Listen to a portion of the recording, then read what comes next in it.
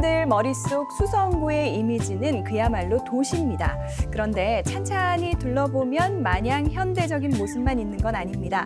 산수가 어우러진 풍경은 물론이고 오래전부터 전해 내려오는 문화유산도 꽤 많은데요. 기존의 문화재 탐방 프로그램을 참고해서 지금부터 수성 나들이를 해보려 합니다. 출발점을 여기로 삼으신 이유가 있어요? 이유가 있죠. 여기가 그 수성못이잖아요. 수성못이. 수성못에서 불과 한 10분 정도 거리에 이 대구 수성구를 한눈에 내다볼 수 있는 전망대가 있어요. 전망대. 전망대가요? 근데 그 전망대가 일반 전망대하고 달리 그 과거에 여기에 있었던 그 봉수대 형상을 본던 전망대거든요. 실제로 여기 존재했었다고요? 그렇죠. 여기 존재를 했었어요. 너무 신기한데요? 그 유적지도 지금 현재 그대로 있고 작년에 거기가 대구시 문화재로 또 지정이 됐거든요. 그래요? 수성못 둘레길을 살짝 벗어났을 뿐인데 복잡한 세상에서 성큼 멀어진 기분. 법의사는 참 묘한 곳입니다. 경사가 수성못 뒤쪽이 법의산이군요. 늘 지나다니는 곳이에요. 올라가는 길에 입구 초입 부분만 이렇지 올라가면 굉장히 완만해요. 그래요? 경사가 꽤 있었습니다. 이 한 발 한 발 내디딜 때마다 초록의 싱그러움이 짙어집니다. 올라오다 보니까 이 길이 참 예뻐요. 길이 너무 좋죠. 네, 너무 좋은데요. 한여름인데도 이렇게 그늘이고 그죠. 한여름에도 이렇게 그늘일 것 같아요. 지금도 그런 거고. 이렇게 생겼구나. 이게 그러면은 이제 당시의 모습을 이제 재현해 놓은 거라고. 그렇죠. 축소시켜서 하나를 이제 모형을 하나 만들어 놓은 거죠. 그래요? 실제 이렇게 해놓은 이유가 원래 이 법의산 봉수대는 여기서부터 또 더 올라가야 되거든요. 근데 현재 거기 그 발굴 과정이 있어요. 그래서 현재 그 출입을 통제를 시키는 상태거든요. 그래서 봉수대 밑에 봉수대 모형을 본떠서 이렇게 전망대를 하나 만들어 놓은 거죠. 실제로 법의산 봉수대에는 지금 보시는 이런 형태의 굴뚝이 5개가 있었어요. 5개. 5개가 들어가요. 근데 실제로 굴뚝 크기가 이만큼 크지는 않았고요. 여기는 이제 우리가 전망대를 만들다 보니까 좀 크게 키운 건데 요거보다 작은 형태의 굴뚝이 울타리 안에 5개 정도 있는 그런 형태였죠. 그래요. 급박할수록 여기서 보는 또 수성못 대구시의 모습은 어떨지. 아마 이 수성못을 가장 아름답게 볼 수 있는 장소가 이 장소일 거예요. 제가 봤을 때 우리 수성구 관내에서.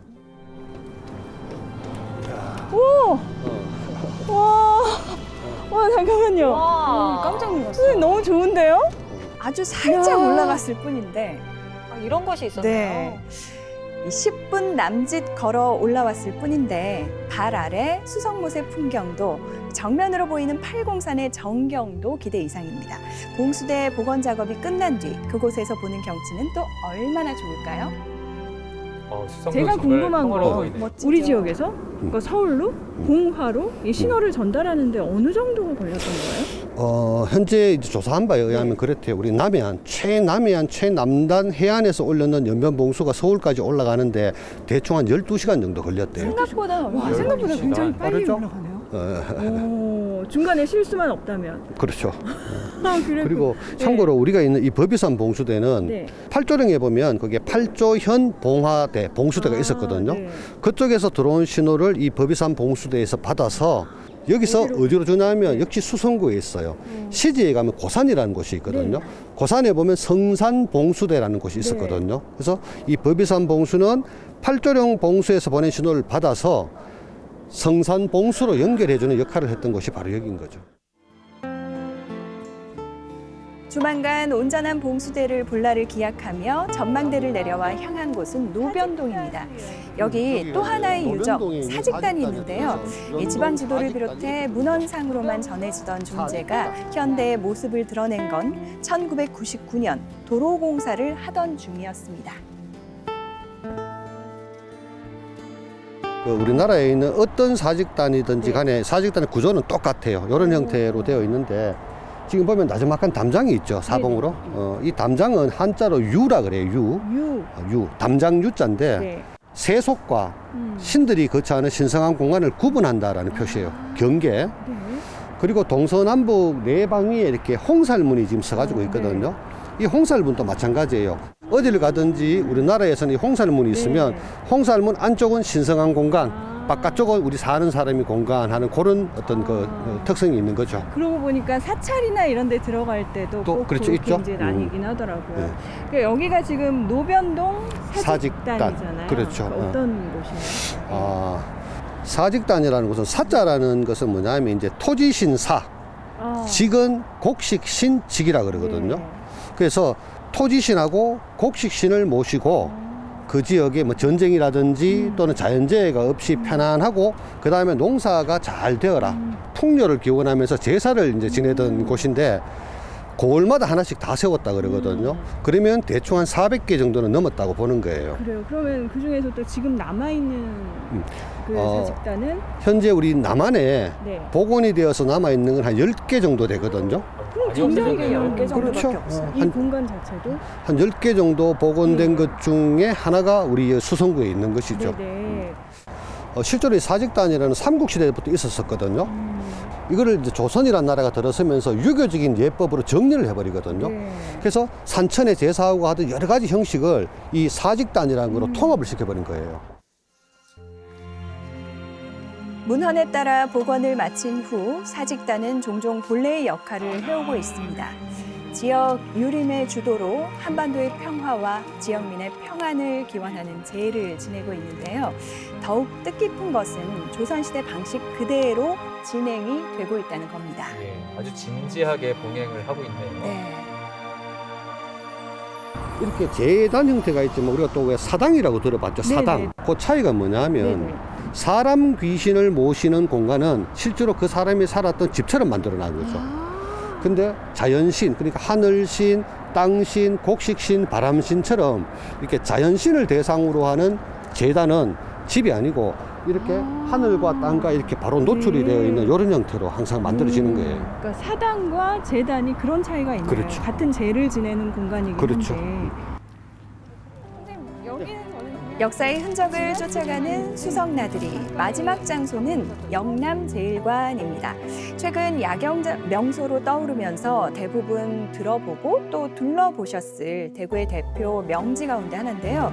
정확하게 어떤 곳인지 아는 분은 그렇게 많지 않을 거예요.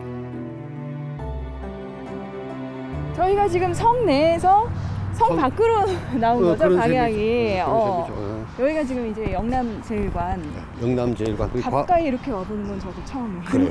네. 이제 네, 이 영남제일관이라는 들어가본 거는 처음이었어요. 그 과거 우리 그 대구 읍성에 이제 사대문이 있었잖아요. 네. 사대문 중에 남쪽에 있었던 문이거든요. 남문. 남문.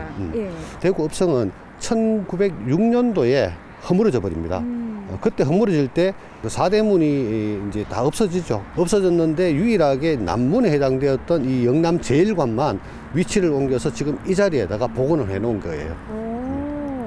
그리고 흔히 이제 보통 우리 사대문 중에서는 남쪽을 바라보고 있는 남문이 대부분 정문의 역할을 또 했던 곳이기도 해요, 또. 제가 이렇게 가까이 와서 보니까 물론 이제 복원이 된 모습이긴 하지만 굉장히 이제 크고 멋있어요.